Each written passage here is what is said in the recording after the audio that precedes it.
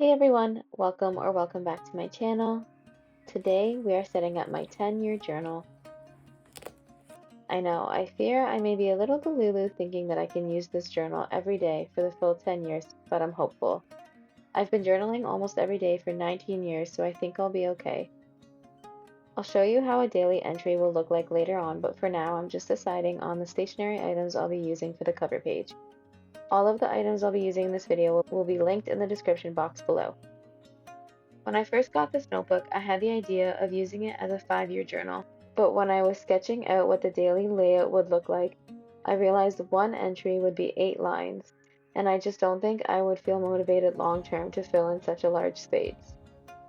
Even though I probably read at least that amount each day, but it's definitely important to me to have this journal be as accessible as possible so that it actually gets filled in. So I went with less space to write, so the boxes will be 4 lines each, making it a 10-year journal. But honestly, having this journal be a 10-year journal is actually way more enticing for me than a 5-year journal. Last year, I tried to do a digital 5-year journal on my iPad, and I succeeded for the first 2 months of 2024. I did a different prompt each day with a section for pictures or gratitude or affirmations. I thought that having it on my iPad in GoodNotes would be helpful because I can access it on my phone, but after a while, I just forgot about it. I do have a digital 5-year journal available on my Etsy shop if you think going digital would help you. I loved the idea of a digital 5-year because I could put lots of pictures very easily, not have to worry about printing them out, and not have a finite space that I could write because I can zoom in and I can edit the text to be smaller.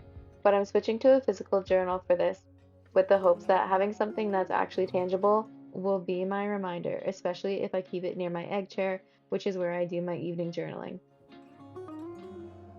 I did set up a 5-year journal that I'll be using, but I'm actually only answering one prompt a day in that one, and I've already done a video for that setup, so I'll leave a link in the description box below if you want to see how I set that one up. The idea of having 10 years of memories after all of this is really exciting and meaningful to me. I just turned 29, so this journal will be until I turn 39. I feel like this next decade of my life will have lots of changes and growth and milestones, and being able to look back on such an important part of my life will be such a gift to my future self. I'm excited to see how my future self will feel when reading what I've written over the years. Starting a 10-year journal feels like such a big commitment, and I'll admit it's a little intimidating to imagine keeping up with it, but I know that once I get through the first year, it'll feel so much easier because when the second year rolls around, I'll actually see the value in being able to look back at exactly how I was feeling or what life was like a year ago that day.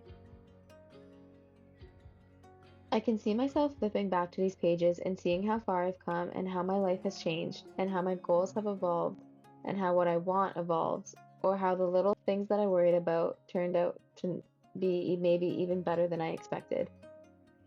Right now, the hardest part is just starting, basically because I'll need to draw 10 boxes for each day of the year, but I'm definitely allowing myself the whole year to set it up so that it's not too overwhelming for me. I'll mainly be putting down memories or things that I did or felt that day in the entries. I want to make a key for this journal that will flip out to show me different colors with different options, but I haven't gotten that far yet. I keep telling myself that I have 10 years to create this journal, so I definitely want to lean into the idea of letting it grow and evolve. For now, I'm focusing on keeping it simple, just a quick thought or highlight of my day, or something that I think that my future self might find funny or be interested in knowing. The magic of a 10-year journal is that it grows with you. What feels small or insignificant today might actually feel incredibly important or nostalgic to me when I read it years from now. Even though it feels like a challenge now, I'm reminding myself of the bigger picture. One day this journal will be a time capsule of my thoughts, dreams, memories, a gift to my future self, and I think that it's worth the effort. I'm really looking forward to how this journal will help me see patterns in my life. Over 10 years, I'll be able to notice reoccurring themes, what made me happy, what made me sad, what challenges I faced, and the ideas and thoughts that I kept coming back to. It's one thing to reflect in the moment, but it's another to have a record that shows how those moments connect across the years. I also love the idea of building a relationship with my future self through these pages. When I write, I'm not just capturing my present thoughts, I'm also leaving messages for the person that I'll become. Maybe I'll write a note of encouragement or a reminder of what's important to me. And when I read it years from now, it'll feel like a conversation between who I was and who I've become. And that's such a unique kind of connection that only a journal like a 5 year or a 10 year can give you. I know there'll be days when it feels hard to keep up with this journal. Life gets busy, and some days maybe I just don't have time. So I'm allowing myself to backlog. Obviously, I don't want to miss a day, but if I do, I don't want to overthink it. I just need to keep going. As I'm setting it up, I am imagining how it'll look when it's completed. 10 years of memories, it's kind of amazing to think about how much that life can change in that time. This journal is going to hold so much of my life. Years from now, I'll look back and I'll remember how I felt when I first started this journal, feeling excited but a little bit unsure about what's to come in the next decade of my life.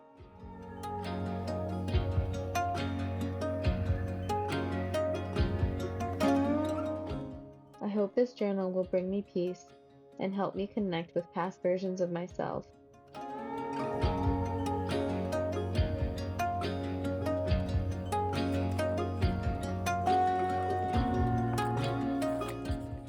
This next spread that I'm setting up is where I'll be putting my letter to my future self.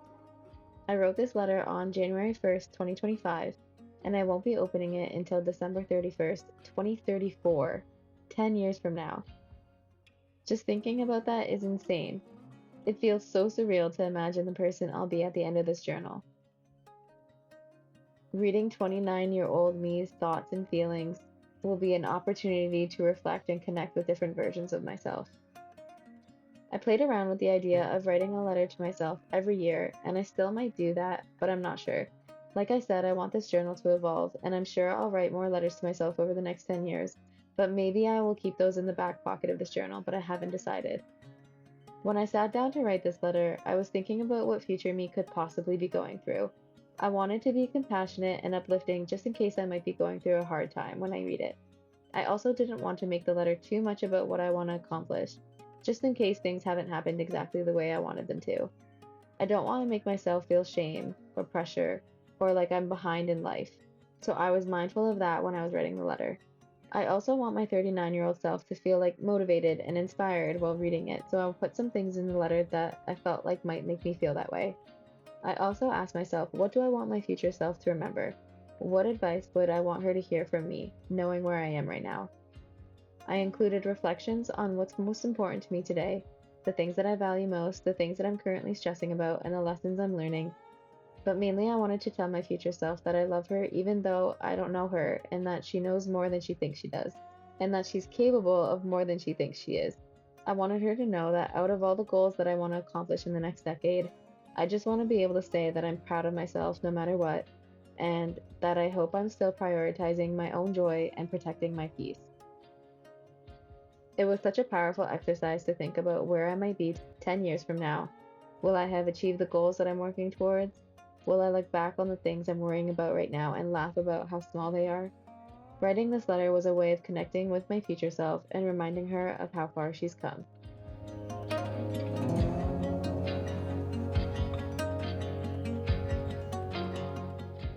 In this letter, I also described what a day in my life looks and feels like right now. The things that I have around me and the things that matter most to me, things that I'm excited about experiencing, and I hopes that I have for the next year.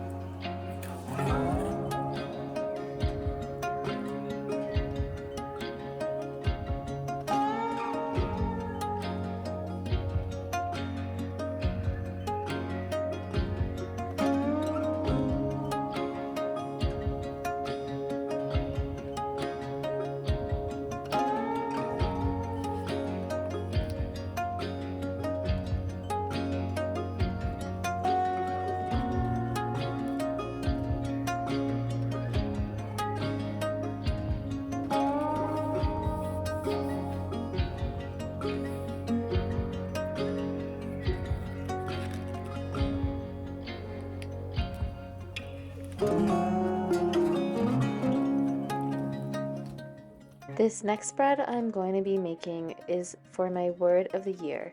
Essentially, I'm documenting the word that I chose and a little explanation or reflection on what that word means to me and why I chose it.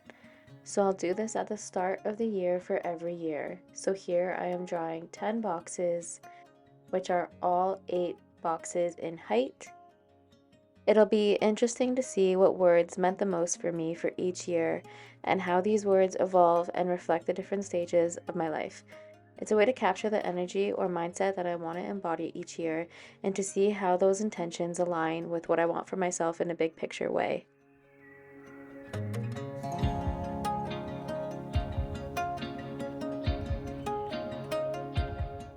So here is a flip through of how it turned out. Starting with my yearly pages, we have the word of the year, my intention of the year, motivation for the year, gratitude, affirmation, quotes, lyrics and songs, things that I'm loving or that are my favorite, the age that I'm turning, a message to myself 1 year from today, a message to myself 10 years from today, and then it starts into my monthly layouts. So I have about 6 different layouts that I do in the beginning of the month. So for January, we have a message from the universe, a message from my higher self, a message from my inner child, a note to my future self, things that I need or want right now, and then a random question. I wrote down on a post-it note a couple of random questions because I'm thinking of having at least one layout a month be different. I haven't decided if I'm carrying these specific ones through to February, so I left some space. I filled in the daily squares right up until the end of January, but I haven't yet created February's monthly spreads because I'm not entirely sure if I want those specific things at the beginning of each month or if I want to try something new for February. And then I did create sort of a rough draft of a key on the back. I wanted to use my dotted markers from Ohuhu, and I wasn't sure which prompts I would need right now, and I really wanted the system of my key to be something that I could add to over time since I am filling out this journal for the full 10 years. I'm assuming things are going to change and just in how I use this journal, and I just want to be able to have the space to fill it in.